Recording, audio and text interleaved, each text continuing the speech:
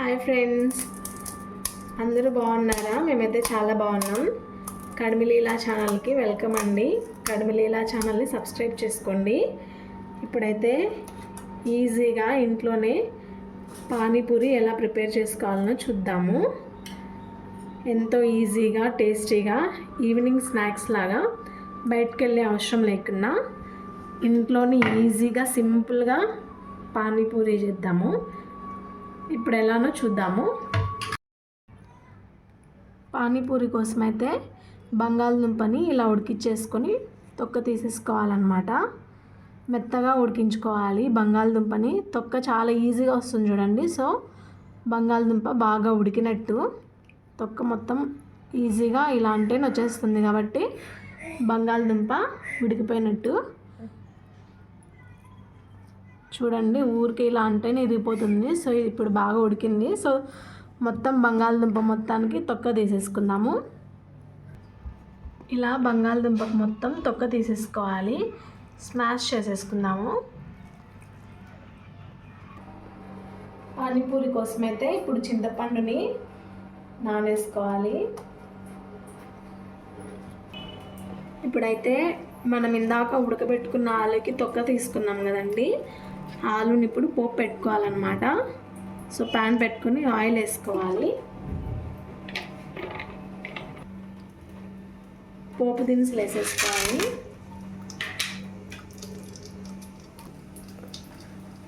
తర్వాత కోసం ఆనియన్ని సన్నగా కట్ చేసుకోవాలి. టమాటాని కూడా సన్నగా కట్ చేసుకోవాలి. మిర్చిని కూడా సన్నగా కట్ చేసుకోవాలి. కరివేపాకు. సో ఇప్పుడైతే పోపు వేగింది. ఆనియన్స్ వేసేసుకోవాలి.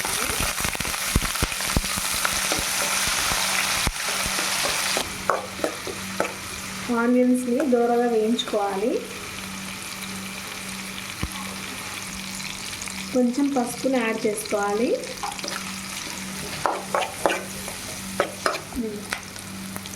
ఆనియన్స్ అయితే వేగిపోయినాయండి. ఇప్పుడు టమాటా వేసేసుకుందాము. మిర్చి కూడా యాడ్ చేసుకున్నాము.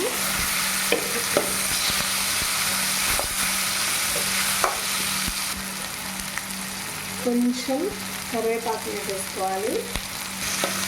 టమాటా ఇవన్నీ వేగిపోయినాయండి. ఇప్పుడు కొంచెం ఉప్పు కారం వేసేసుకున్నాము. కారం యాడ్ చేసుకోవాలి. సాల్ట్ని కూడా యాడ్ చేసుకోవాలి.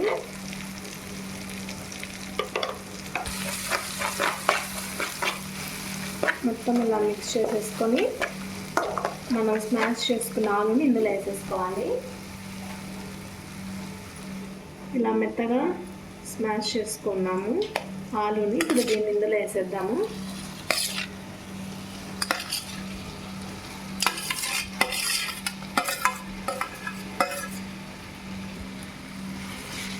మొత్తం కలిసేలా కలిపేసుకోవాలి.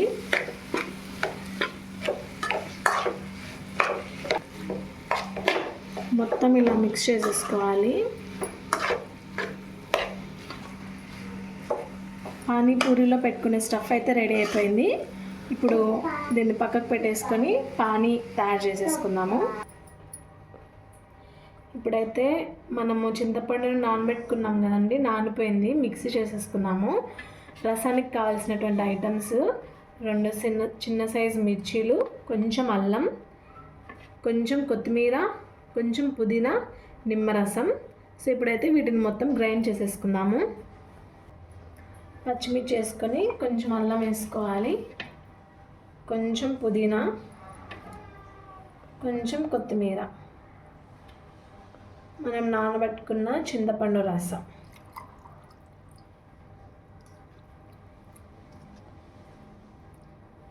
దీన్ని ఇప్పుడు మెత్తగా మిక్సీ చేసేసుకున్నాము. ఇలా మెత్తగా చేసేసుకోవాలి.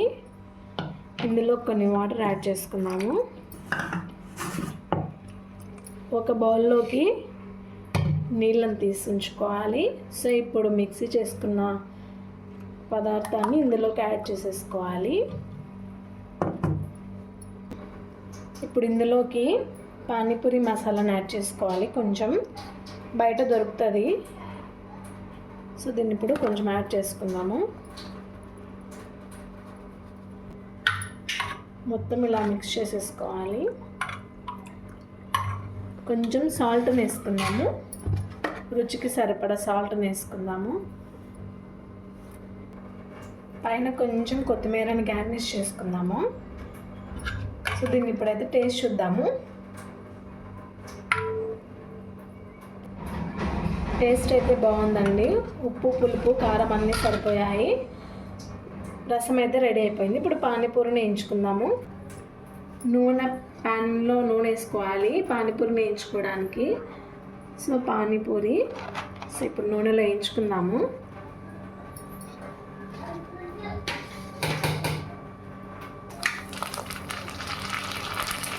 పానీపూరిని ఇలా నూనెలో వేయించుకోవాలి. అన్నీ పొంగుతున్నాయి. కొంచెం సిమ్లో పెట్టుకొని వేసేసుకోవాలి.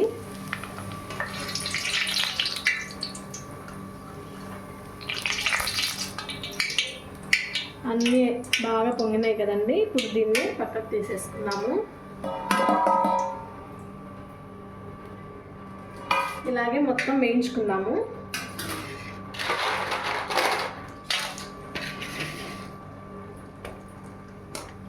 సిమ్లో పెట్టుకొని వేయించుకుంటే దూరగా వేగుతాయి, లేదంటే ఎర్రగా కొంచెం మాడిపోయినట్లు కనిపిస్తాయి.